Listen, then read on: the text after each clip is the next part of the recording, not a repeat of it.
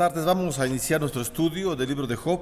Vamos a abrirlo en el capítulo número 31 y vamos a leer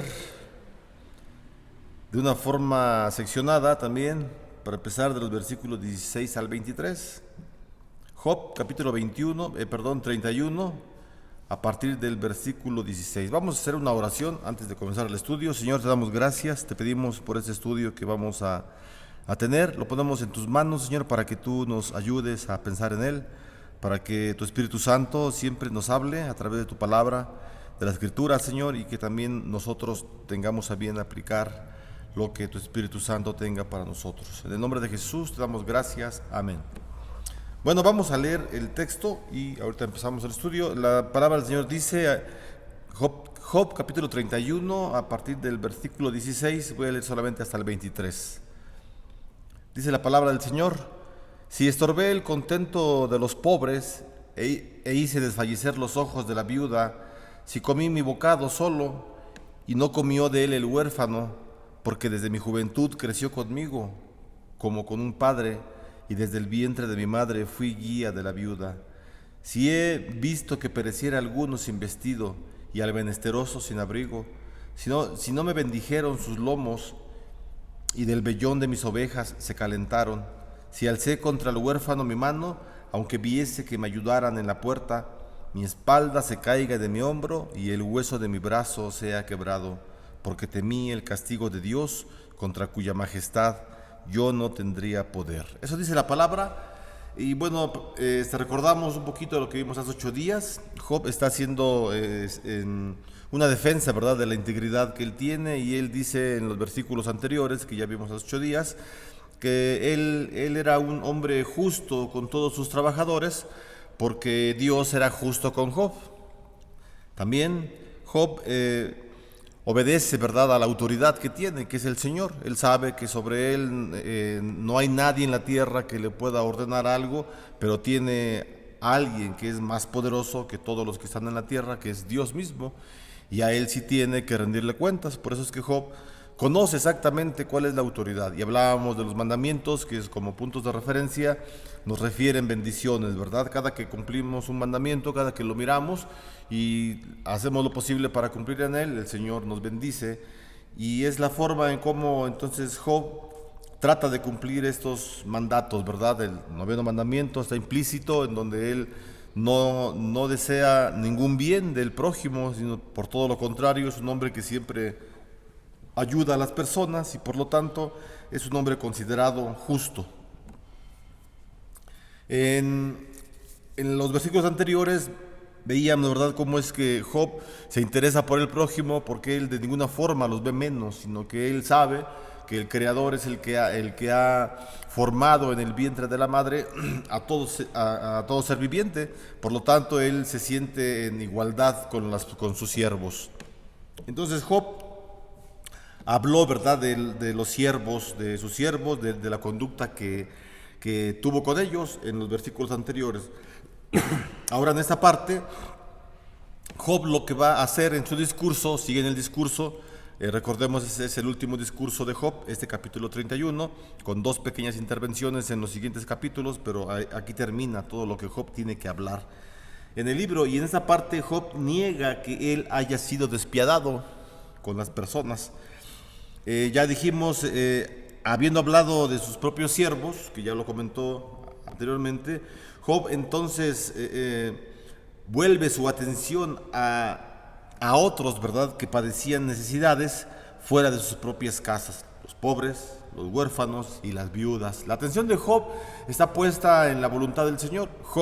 Dios, en el Antiguo Testamento, en la ley de Moisés, sabemos que aún no es escrita en los tiempos de Job, pero él tiene conocimiento de la voluntad de Dios. Y Job sabe, ¿verdad?, como Moisés lo va a escribir más adelante en los mandamientos, precisamente que las viudas, los huérfanos, los extranjeros sean atendidos, ¿verdad? Ahí en el libro de Levíticos, de Éxodo, nos muestran estas enseñanzas, que las viudas, los huérfanos y sobre todo los extranjeros deberían de tener el sustento por parte de Israel, por parte de la iglesia. Entonces vemos a un hombre, ¿verdad?, a Job, Job que él no era un ser avaro, ¿no? Siempre compartía su pan, su vestido, su dinero, sus propiedades, lo que Dios le había bendecido con otras personas.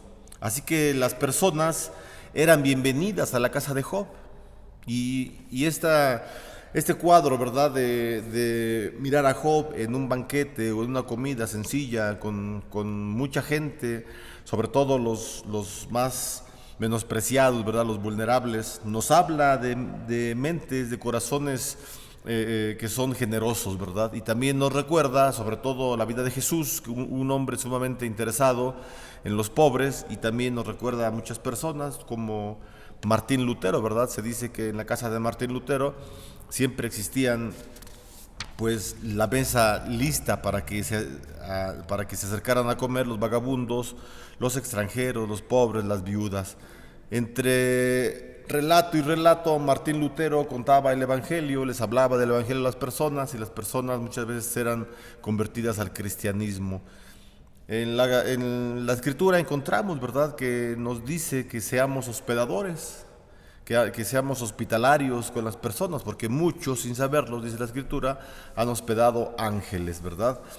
¿Cómo ha sido eso? No lo sabemos, pero el ser hospitalario es un acto interesante para la vida del cristiano. La palabra nos indica que lo tratemos de hacer, ¿verdad? Que tratemos en la medida de las posibilidades ser hospitalarios con las personas.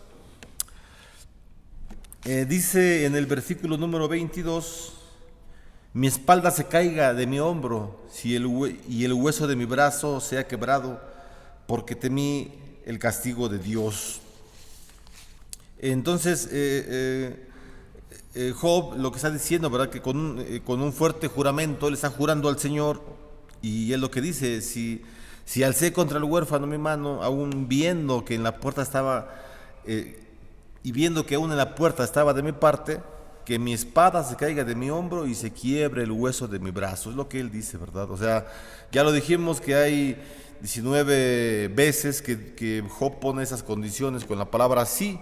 Si yo hago tal atrocidad, que me pase tal cosa. Si yo no atiendo a la viuda, al huérfano, al necesitado, que la espada se caiga de mi hombro. Es decir, que la fuerza se le vaya del cuerpo de Job. Job sabe, ¿verdad?, que es un hombre íntegro, y que él procura, ¿verdad?, que todas las personas que estén a su alrededor sean lo más posible pues alimentadas, vestidas, atendidas. Igual también en el Salmo 137, versículos 5 y 6, el salmista hace un juramento semejante, ¿verdad?, cuando dice: si me olvido de ti, Jerusalén, pierda mi diestra su destreza, mi lengua se pegue a mi paladar, si de ti no me acuerdo, si no enaltezco a Jerusalén como preferente asunto de mi alegría. No solamente Job, sino más tarde los salmistas, ¿verdad?, los hombres del Señor, los escritores de los salmos, van a saber estas verdades, y hablan en un lenguaje parecido, ¿verdad?, porque existe el temor al Señor, el respeto al Señor. Entonces Job, hermanos, Job concluye esta sección diciendo la razón por la que esforzó en ser generoso y justo con los demás. Porque he temido el castigo de Dios, contra cuya majestad yo no tendría poder. Si Job, hermanos, si Job pecaba contra su prójimo, sabía que estaba pecando también en contra de Dios. Es Dios quien nos ha mandado a amar a nuestro prójimo, y Job estaba consciente de esta responsabilidad hacia su prójimo, porque sabía que Dios le iba a pedir cuentas si no ayudaba a sus semejantes cuando estaban en necesidad. Así que Job conoce la palabra del Señor, Job conoce la mente de Dios.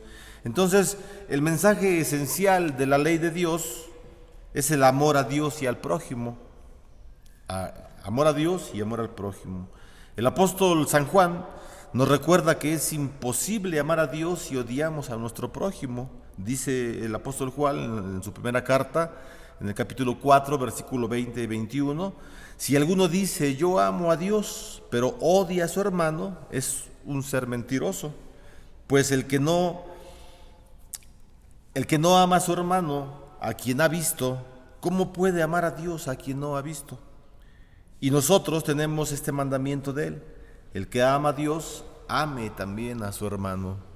La Biblia es un compendio en donde nos hablan todos los libros de la Escritura de lo mismo. Es decir, no hay contradicciones en la Escritura. Tanto un escritor del Antiguo Testamento como otro que vivió 100 años después o 500 años después hablan exactamente de lo mismo. Tienen el mismo pensamiento porque la Escritura tiene un solo autor, ¿verdad? Que es el Espíritu Santo. Y esto para nosotros entonces nos deja una gran satisfacción. Versículo 24 al 28, la palabra de Dios dice: si puse en el oro mi esperanza y dije al oro, mi confianza eres tú, si me alegré de que mis riquezas se multiplicasen y de que mi mano hallase mucho, si he mirado al sol cuando resplandecía o a la luna cuando iba hermosa, y mi corazón se engañó en secreto y mi boca besó mi mano, esto también sería maldad juzgada, porque habría negado al Dios soberano. En estos versículos Job niega, ¿verdad?, que haya sido avaro e idólatra. Ya vimos que él no fue avaro en los versículos anteriores. Ahora en estos versículos él está demostrando que tampoco fue una persona idólatra. Por eso es que menciona al sol, a la luna, a los astros, porque mucha gente los adoraba. Primero que nada, tenemos que ver en los versículos que acabamos de leer, del 24 al 28, que las personas que llegan a adquirir grandes propiedades y hacer mucho, mucho dinero, pueden estar en peligro de amar sus riquezas y confiar en ellas. El apóstol Pablo nos advierte, ¿verdad?, en la primera carta a Timoteo, en el capítulo 6, versículos del 9 al 10, porque los que quieren enriquecerse caen en tentación y lazo, y en muchas codicias necias y dañosas, que hunden a los hombres en ruina y perdición, porque raíz de todos los males es el amor al dinero, el cual codiciando algunos se extraviaron de la fe y se traspasaron a sí mismo con muchos dolores. Eso dice Pablo en el Nuevo Testamento. Pero por otra parte, no tenemos que ser ricos para amar el dinero. La gente pobre, la gente de edad media, también puede caer fácilmente en esa tentación. Así que debemos orar a Dios pidiéndole que Él no permita que el dinero llegue a ser nuestro Dios. Jesús nos advierte, ¿verdad? El Señor Jesús nos advierte en Mateo capítulo 6, versículo 24, no podéis servir a Dios y a las riquezas. Así que Job está seguro, ¿verdad?, que está actuando conforme a la voluntad de su Señor. Y como Job había sido un hombre próspero, debió haber luchado con la tentación de poner su confianza en los bienes. Solamente porque mantenía una estrecha relación con el Señor, fue posible que no lo venciera la tentación de amor a las riquezas. Así que los versículos 24 y 25 expresan una fuerte negación de la falsa confianza en las riquezas, que es una forma de idolatría. Dice el versículo 24 y 25, si puse en el oro mi esperanza y dije al oro, mi confianza eres tú, si me alegré de que mis riquezas se multiplicaran y de que mi mano hallase mucho. Entonces, hermanos, ya dijimos, ¿verdad?, que Job, aparte de que él no es avaro, ya lo estamos leyendo, que él no ama las riquezas a pesar de que las tenga. Entonces vemos claramente, ¿verdad?, en el libro de Job, que tener dinero no es un pecado.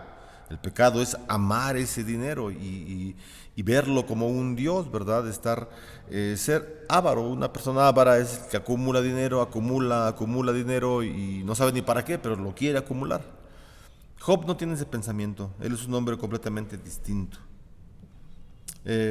Aparte de que no es avaro, entonces en los siguientes versículos Job repudia también otra forma de idolatría, ¿verdad? En los versículos 26 y 27 él muestra que la idolatría a la que él se refiere es la adoración al sol y la luna. Dice el versículo 26 y 27, si he mirado al sol cuando resplandecía o a la luna cuando iba hermosa y mi corazón se engañó en secreto y mi boca besó mi mano. Es decir, en otras palabras, Job lo que está diciendo, si yo admiro la luna, el sol y beso mi mano y la levanto para enviarles un beso, es lo que está diciendo en el original, es lo que está diciendo. Si yo besara a la luna, en el sentido de que él le manda besos, saluda a la luna, confía en la luna, en los astros para que guíen su vida, eso es pecado, ¿verdad? Fuerte. Dice el versículo 28, si yo hubiera hecho, esto también sería maldad juzgada, porque habría negado al Dios soberano. Aquellas personas que confían en la idolatría, ¿verdad? Que ven su horóscopo en las mañanas antes de salir de su casa, están confiando completamente en astros y no en el Señor. Y Génesis nos dice que cuando el Señor creó la tierra, cuando hizo toda la creación, y en el cuarto día puso la tierra, Él dijo, ¿verdad?, que tanto el sol, las estrellas, nos servirían a nosotros, pero no para guiar nuestra vida, sino nos servirían para que la gente supiera cuándo tendría que sembrar, cuándo tendría que cosechar, para que supiera la gente exactamente cómo vestirse, qué formas de conseguir alimento cuando escaseara, etcétera. Entonces las estaciones del año, que es el movimiento de las estrellas, ¿verdad? Y de la Tierra, de los planetas, ese movimiento los antiguos y mucha gente en la actualidad lo usa para guiar su vida. No, bíblicamente los astros están para servirnos a nosotros, en el sentido de que nos podemos guiar para cuando, ya lo comentamos, ¿no? Cuando sale el sol, de qué lado, etcétera, etcétera, pero jamás para ponernos nuestra confianza. La gente que hace eso entonces le está quitando a Dios la soberanía, le está diciendo a Dios, tú no eres soberano, tú no eres suficientemente poderoso, grande para gobernar mi vida, necesito de los astros, de las estrellas, para que ellos guíen mi vida, y esto está equivocado. Job no hacía eso. En su tiempo las culturas eran sumamente idólatras, ¿verdad? Y la astrología es un área que tiene años estudiándose la astrología, el movimiento de los astros que rigen la vida de las personas. Entonces la astrología no es bíblico, la astrología es algo que contradice las escrituras. No estamos hablando de la astronomía, que es completamente distinto, ¿verdad? La astrología es ya lo dijimos, el estudio de los astros para que guíe nuestra vida. La astronomía es el estudio de los astros para ver sus movimientos, para ver el enfriamiento de la Tierra, qué distancias hay entre una y otra. Eso no hay problema, es ciencia, eso es ciencia, está bien que se estudie la astronomía. Entonces, son cosas distintas. Job conoce exactamente estas verdades y él tiene, ¿verdad?, que cumplir la voluntad de su Señor. Ya lo dijimos, entonces, cuando se piensa, ¿verdad?, que las estrellas, que los astros ejercen una fuerte influencia sobre los seres humanos, los antiguos se han encargado siempre de desarrollar estas falsas creencias de una falsa ciencia llamada astrología. En los versículos 26 y 28, Job desaprueba cualquier clase de confianza que se deposite en los cuerpos celestes. No aprueba, ¿verdad?, que la gente esté guiándose en el movimiento de los astros. Así que Job no podía adorar secretamente al sol y a la luna, mientras que externamente reconocía al Señor como su verdadero Dios. Eso es contrario, ¿verdad? Job no hacía eso. Job secretamente no amaba a ningún ídolo, sino que él abiertamente amaba solamente a su Señor. Y es la defensa que tiene Job hacia sus amigos, donde él se muestra un ser inocente en cuanto a la idolatría y en cuanto a la avaricia. Versículo 29 al 34. Dice la palabra: si me alegré en el quebrantamiento del que me aborrecía y me regocijé cuando le halló del mal, ni aún entregué al pecado mi lengua, pidiendo maldición para su alma. Si mis siervos no decían, ¿quién no se ha saciado de su carne? El forastero no pasaba fuera de la noche. Mis puertas abría el caminante. Si encubrí como hombre mis transgresiones, escondiendo en mi seno mi iniquidad, porque tuve temor de la gran multitud, y el menosprecio de las familias me atemorizó, y callé, y no salí de mi puerta. En esta sección, en los versículos 29 al 34, Job niega, ¿verdad?, también que se hubiera complacido con la desgracia ajena y que hubiera ocultado sus propios pecados. Lo que Job está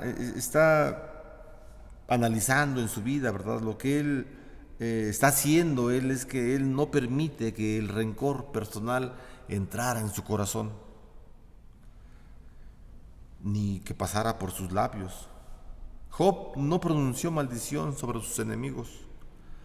Las palabras de Job nos recuerdan, ¿verdad?, las afirmaciones que hace Salomón en Proverbios. Dice Proverbios 24, versículo 17, no te regocijes cuando caiga tu enemigo, ni cuando él tropiece, no se alegre tu corazón. Esos versículos, hermanos, de Job, del 29 al 30 y Proverbios 24, 17, expresan el amor por los enemigos. Expresan el amor por los enemigos. Algo que también Job tenía muy claro. Él sabía que no tenía que entregar sus emociones a la gente que le estaba haciendo daño. Miremos cómo es la vida de Job hasta el capítulo 31. Job está acabado completamente. No completamente, pero está acabado. Está casi derrotado completamente. Está mal. Ha perdido muchas cosas, sus amigos le atacan, etcétera. Ya para no repetir todo lo que Job ha pasado. Y ahora entonces él dice: mi mente, mis emociones no pueden estar distraídas por gente que me odia, por gente que me ataca. Y eso es importante. Quizá Job sabe que caer en la depresión debe ser muy difícil para levantarse nuevamente. Quizá Job conoce cuál es la debilidad propia, es decir, su debilidad. Y si él se entrega, ¿verdad?, a odiar a los enemigos, a desquitarse de los enemigos, a preocuparse por los enemigos, no tendrá tranquilidad. Y lo que él ha hecho, todo lo que él ha hecho de ser un buen hombre, correcto, atender a la viuda, al huérfano, a los trabajadores, etcétera, valdría de poco entonces, ¿verdad? Porque él está dejando que ciertas personas, como sus según amigos que le están criticando, lo vengan a descontrolar completamente. Y no, eso es lo interesante, ¿verdad? Es muy necesario que el hombre, que la mujer tengamos estabilidad emocional. Las emociones son una parte muy importante en nuestra vida, hermanos. Y cuando dejamos que esas emociones nos dominen, entonces hay problemas en nosotros. A veces ni existen miedos en el exterior, pero nosotros los creamos en el interior. Y nos llenamos de temores, de miedos imaginables, solamente imaginables. Cuando realmente ni existen muchas cosas que estamos pensando y que nuestra mente se dedica a fabricar ideas y imaginamos muchas cosas negativas que nos puedan ocurrir, cuando realmente no existen muchas cosas de esas. Job sabía esto. Job conoce la debilidad humana y parte de la debilidad humana es precisamente eso, crear miedos nosotros mismos, crearnos miedos para autodestruirnos. Inconscientemente lo hacemos cuando no estamos agarrados del Señor y cuando nos afectan muchas cosas exteriores de nuestra vida. Job no permite que su vida sea tambaleada, porque él sabe, ¿verdad?, que su fe está débil, sí, pero está la fe. Y mientras haya fe en el ser humano, por muy poca que sea, Dios va a obrar siempre, el Espíritu Santo va a obrar en nosotros. Hermano, entonces, Job, ¿verdad?, conoce que amar a los enemigos es muy importante. Ya lo vuelvo a repetir. Los versículos que estamos considerando, que son del 29 al 34 y Proverbios capítulo 24, versículo 17, expresan el amor por los enemigos, no regocijarse de sus desgracias. Otro pasaje de Proverbios expresa ese amor desde un punto de vista bien positivo. Dice Proverbios 25, del 21 al 22, si el que te aborrece tiene hambre, dale de comer. Y si tienes sed, dale de beber agua. Pues haciendo esto, harás que le arda la cara de vergüenza y Jehová te recompensará. Ese texto está interesante, ¿verdad?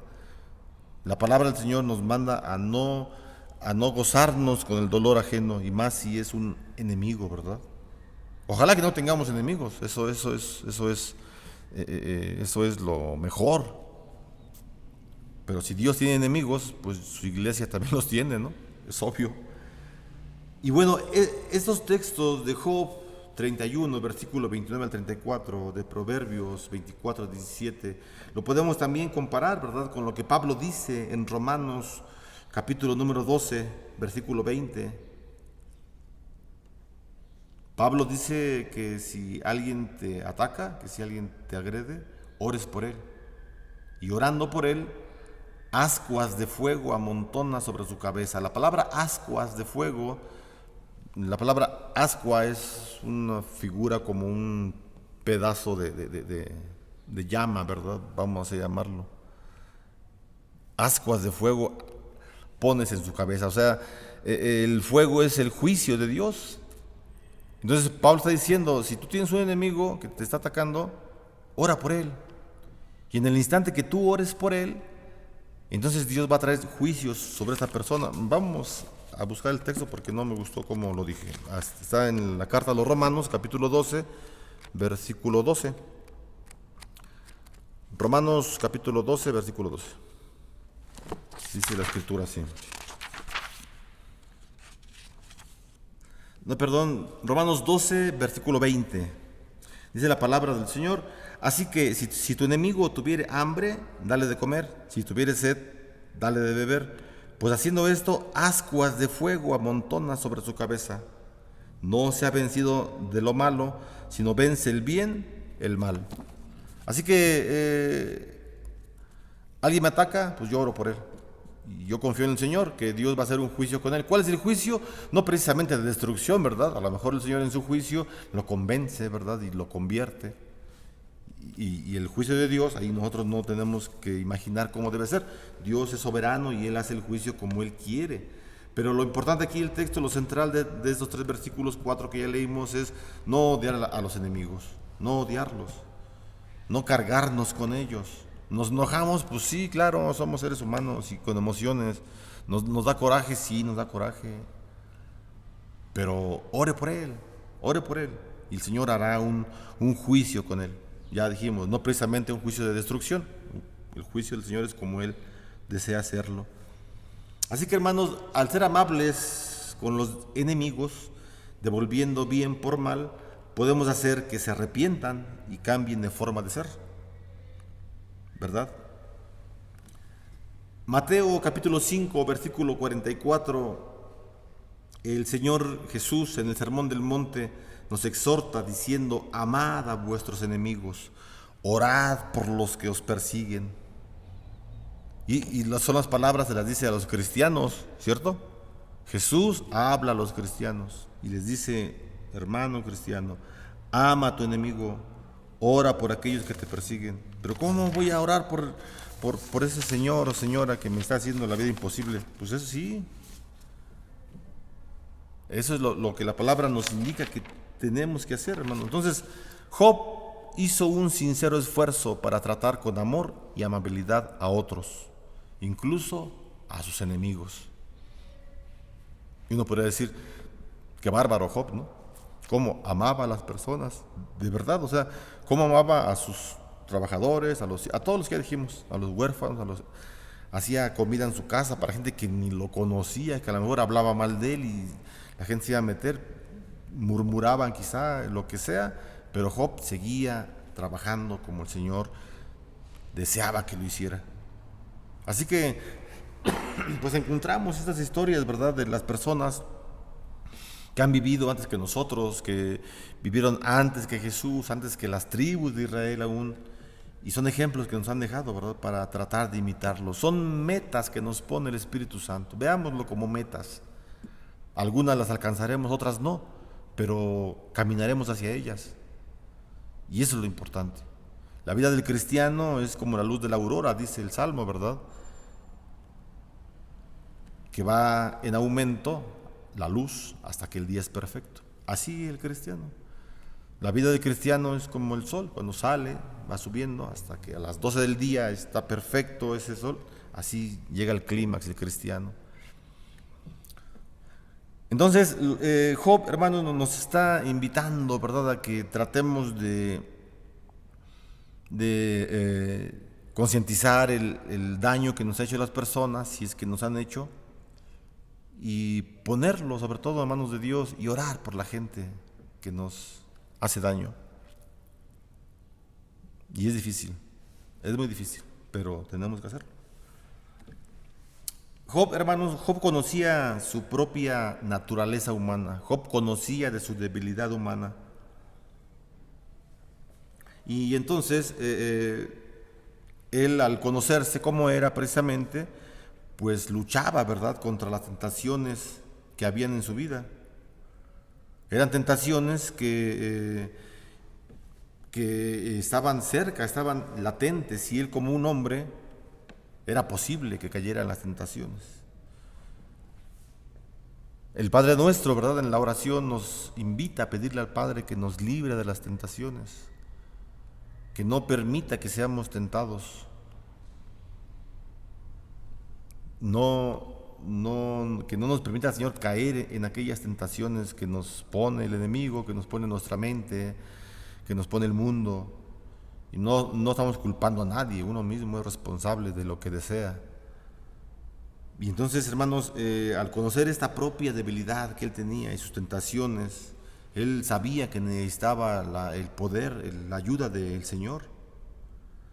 Pero Job era un hombre temeroso de Dios, él tenía respeto a Dios, y entonces no permitía que su temor a las multitudes o a la desaprobación de sus semejantes lo apartaran de Dios.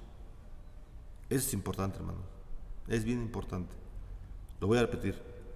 Job era un hombre temeroso de Dios, él temía a Dios, respetaba a Dios, y por eso mismo, porque era un hombre temeroso de Dios, no permitía que su temor a las multitudes o a las personas o a la desaprobación de sus semejantes lo apartara de su Dios. Si temía a Dios, Job no necesitaba temer al hombre. Si Job temía a Dios, si usted teme a Dios, hermano, usted no necesita temer al hombre. No le tema a ningún hombre, no le tema a nadie, porque usted teme a Dios, con eso es suficiente. O sea, no ponga al hombre al igual que a Dios, no. Dios está sobre todo, y si el cristiano teme a Dios, eso es suficiente. Pueden pasar muchas cosas en nuestra vida. Nos pueden vituperar, avergonzar, inventar cosas y hablar mal de nosotros, y etcétera, etcétera, etcétera. No importa, tememos a Dios, y eso es lo importante. Y como temor respetamos al Señor, y el Señor nos defiende de cualquier causa. El Salmo 91 dice: el que habita el abrigo del Altísimo morará bajo la sombra del Omnipotente. El que habita el abrigo del Altísimo morará bajo la sombra del Omnipotente. Y continúa el salmista, ¿verdad? Diré yo a Jehová, esperanza mía, castillo mío, mi Dios, en quien confiaré. Mi Dios, en quien confiaré. Hermano, no debe existir el temor a las personas, no. Por muy poderosos que sean, por mucho dinero que tengan, o porque no tengan dinero, sean ruines, sean malvados, sean tramposos, no debemos tener temor a las personas, a nadie. El temor solamente es al Señor, a Dios, nada más a Él, solamente a Él. Y si alguien le teme a usted por alguna razón, haga un análisis del por qué le temen y póngase a cuentas con el Señor, porque estamos viendo esto, ¿verdad? Que el temer a las personas no es bíblico. Y si alguien le teme a usted y usted sabe que las gentes le temen o la gente le teme y usted lo permite, está actuando mal.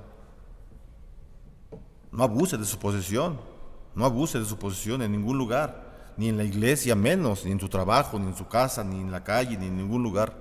Céntrese en lo que es. Usted es un cristiano que teme al Señor, y el temor al Señor es lo más importante, es el respeto al Señor.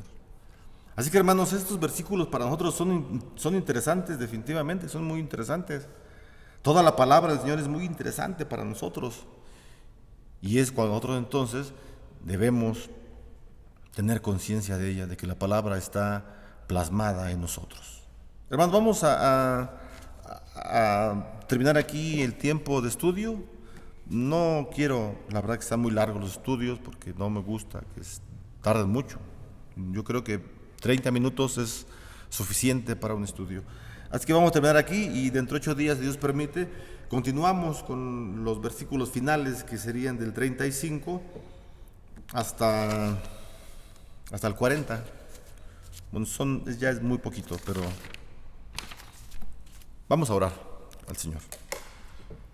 Padre, muchas gracias te damos, gracias por tu misericordia, gracias porque en nosotros existe el temor hacia ti, Señor, y sobre todo te rogamos que en nuestra vida nos ayudes en cada instante, que seas tú el único portador de tu palabra hacia tu iglesia y que podamos ver, Señor, siempre tu gloria en nuestras vidas. Ayúdanos, Señor, como Job siempre lo hizo, a confiar en tu palabra y que la integridad de cada uno de nosotros esté siempre bien firme, Señor. Te lo pedimos y te damos gracias en el nombre de Jesús, nuestro Salvador. Amén. Hermano, reciba la bendición, que la gracia del Señor Jesucristo, el amor de Dios y la comunión con el Espíritu Santo, sea hoy y siempre con cada uno de ustedes y sus familias. Amén.